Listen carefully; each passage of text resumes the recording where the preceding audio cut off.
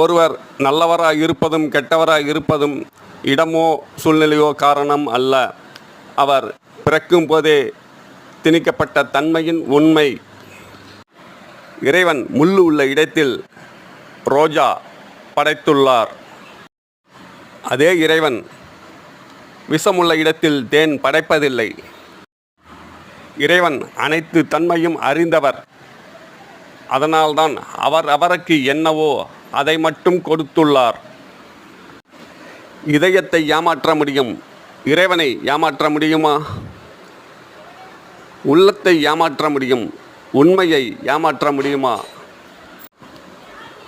நம் கணக்கு தவறாகும், இறைவன் கணக்கு உண்மையாகும். நாம் ஏற்றும் தீபத்தின் வெளிச்சம் அணையும், இறைவன் ஏற்றும் தீபத்தின் வெளிச்சம் நிலைக்கும்.